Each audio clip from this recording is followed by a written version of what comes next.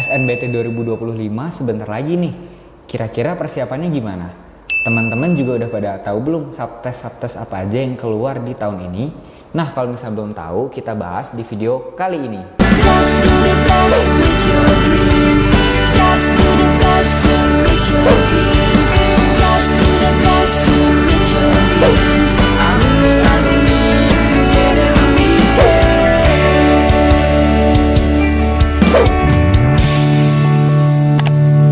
Halo teman-teman, kembali lagi bersama aku, Kak Davin. Di video kali ini kita akan membahas subtes apa aja yang keluar di SNBT 2025. Di UTBK SNBT 2025 nanti kita akan menghadapi ujian yang membagi tipe ujiannya ke dalam dua bagian ya teman-teman ya. Yang pertama ada TPS atau tes potensi skolastik. Nah, ini menguji penalaran dan kognitif kita semua. Di sini kita akan menghadapi soal-soal yang mana menguji kemampuan berpikir logis kita. Nah, itu biasanya ada di subtes atau di bagian penalaran umum. Nah, di PU atau penalaran umum, nah itu kita juga akan ketemu sama soal yang mengharuskan kita untuk memecahkan masalah dan menarik kesimpulan-kesimpulan secara abstrak ya teman-teman ya. Selain itu, bakal ada juga soal-soal yang menguji pengetahuan umum kita dan juga pemahaman kita mengenai tata cara penulisan atau tata cara bahasa yang baik dalam kaidah penulisan dan penggunaan bahasa baku. Ada di dua subtes, yaitu pemahaman baca dan menulis dan pengetahuan dan pemahaman umum atau PBM dan PPU. Nah, kalau di PBM dan PPU biasanya itu kayak penggunaan tanda koma, penggunaan kata baku, kemudian juga kalimat efektif, dan juga biasanya ada konjungsi ya teman-teman ya. Jadi kita harus juga menambah pengetahuan kita di bidang bahasa Indonesia atau di bidang penulisan-penulisan yang benar itu kayak gimana. Kemudian kita sekarang masuk ke yang hitung-hitungan, itu dibagi menjadi dua, yaitu ada pengetahuan kuantitatif atau PK. Nah, kalau di pengetahuan kuantitatif, ini biasanya kita wajib mengetahui atau wajib belajar tentang matematika dasar ya teman-teman. Nah, matematika dasarnya seperti aljabar, fungsi kuadrat, dan juga statistika. Nah, jadi teman-teman wajib tuh menguasai materi-materi yang kemungkinan akan keluar di SNBT di tahun ini.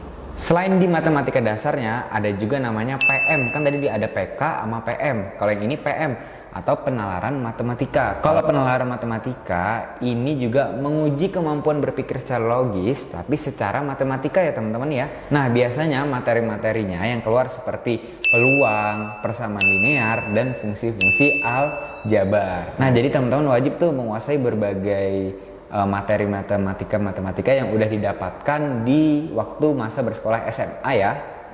Nah, selain TPS juga ada tes literasinya. Biasanya ada dibagi jadi dua, yaitu literasi bahasa Indonesia dan literasi bahasa Inggris. Kalau literasi bahasa Indonesia itu biasa menguji kemampuan kita dalam memahami suatu teks, tujuan dari teks tersebut, dan juga kalimat utama atau ide pokok atau juga gagasan utamanya. Kalau bahasa Inggris itu tujuannya untuk menguji kita dalam memahami dan mengolah teks-teks yang ada di dalam bahasa Inggris tersebut. Kalau secara keseluruhan UTBK SNBT 2025 ini itu mewajibkan para pesertanya untuk memiliki kemampuan berpikir secara logis dan secara matematika ya teman-teman ya. Secara keseluruhan SNBT 2025 ini lebih fokus kepada kemampuan dasar untuk berpikir kritis dan juga mewajibkan kita untuk menyelesaikan soal-soal yang ke arah ilmu pengetahuan umum dan juga secara matematika.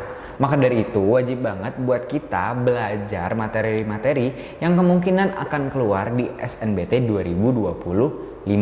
Nah, jadi gitu ya teman-teman ya. Kalau misalnya teman-teman bingung mau belajarnya gimana dan bingung belajar materi apa, dari GEP Media itu ada modul ya teman-teman ya. Nah, kalian bisa cek di link yang ada di sini nih. Oke teman-teman. Nah, kira-kira ada nggak sih tips and trick dari aku? Nah, kalau dari aku ini nih ada beberapa poin yang mungkin teman-teman bisa ikutin untuk menghadapi UTBK SNBT 2025. Jadi yang pertama, nanti kalau misalnya udah tes, kita itu mulai aja dari soal yang paling gampang. Biar apa?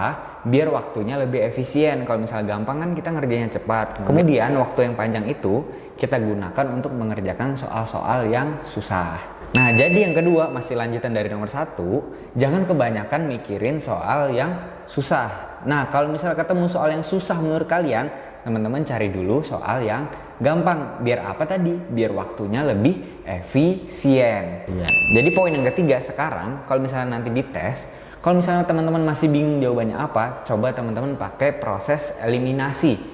Yaitu ketika misalnya teman-teman bingung jawabannya apa, kalian hapus aja jawaban yang atau pilihan yang kemungkinan besar itu salah atau bukan jawabannya. Jadi teman-teman tinggal pilih dari sedikit aja.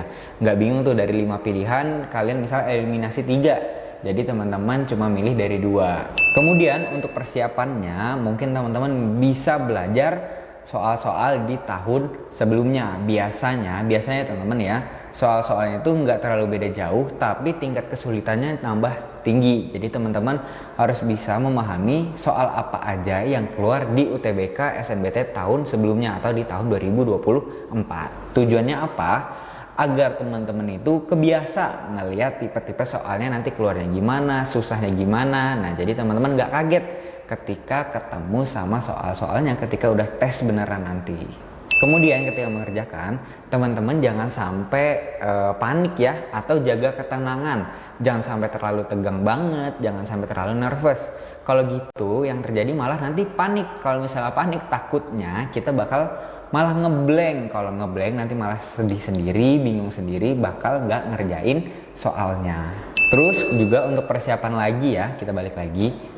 Nah, jadi teman-teman nanti latihan soal di rumah tapi dikasih waktu. Jadi teman-teman udah ngerasain pressure-nya biar nanti pas ujian nggak kaget-kaget banget. Selain itu, karena tadi kayaknya banyakan matematika ya teman-teman ya, dan berpikir logis, pahami konsep dasar matematika. Karena biasanya kebanyakan banget yang keluar itu adalah dasar-dasar matematika, cuma levelnya ditingkatin. Nah, jadi teman-teman harus paham dulu konsep dasarnya biar untuk ke soal yang kemungkinan akan lebih susah, teman-teman udah bisa paham untuk mengerjakannya itu gimana. Nah, nanti kalau misalnya udah teks, teman-teman tolong baca soal dan instruksi secara hati-hati. Soalnya jangan sampai sembarangan mengerjakannya. Takutnya kalau nanti sembarangan salah baca soal, teman-teman milihnya jadi keliru. Kalau misalnya nanti salah baca instruksi, takutnya nanti soal kalian itu dianggap nggak valid atau jawaban kalian itu nggak dianggap valid sama panitia SNPMB-nya.